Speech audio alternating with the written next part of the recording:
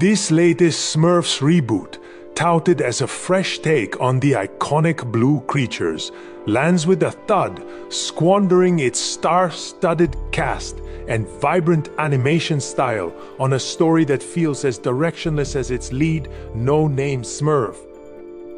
Marketed heavily around Rihanna's Smurfette and her new music, the film dangles the promise of a troll-style musical adventure, but delivers a disjointed mess that can't decide if it's a comedy, an action flick, or a half-baked musical. The result is a charmless, forgettable outing that fails to engage kids or adults.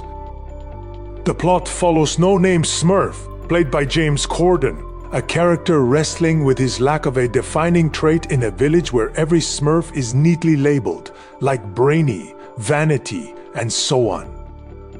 When Papa Smurf is kidnapped by the villainous Razamel, Smurfette leads a rescue mission through portals to the human world, dragging No Name and a few underused Smurfs along. The narrative feels like a checklist of animated movie tropes, identity crisis, magical MacGuffins, a villainous plot without any emotional weight or originality. No Name's arc, resolved early with a convenient magic discovery, lacks the depth to anchor the film, leaving the adventure feeling aimless. Rihanna's Smurfette is a standout only in marketing. Her performance is serviceable but uninspired, and her songs, including the much-hyped Friend of Mine, feel tacked on, failing to integrate with the story. The film's musical ambitions fizzle out after a lackluster opening number, with Corden's ballad being the only song tied to the plot, and it's more maudlin than moving. The humor, meanwhile, is painfully flat, relying on tired gags, like what the Smurf or pop culture references that feel dated and out of place. Visually, the movie aims for a Spider-Verse-inspired blend of 3D and 2D animation, with comic book-style outlines and effects.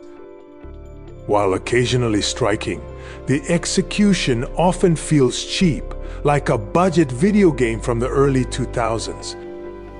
The brief foray into live-action human settings is jarring and poorly integrated, and the late multiverse montage feels like a cynical nod to trendier films without the creativity to back it up.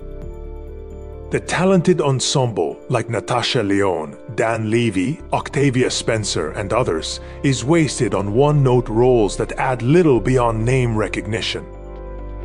Even J.P. Karliak's dual performance as Gargamel and Razamel can't salvage a villain plot that's as generic as it gets. For a movie about finding one's unique thing, this flick ironically lacks any distinct identity, coasting on safe, uninspired choices that fail to capture the quirky charm of the original comics or cartoon.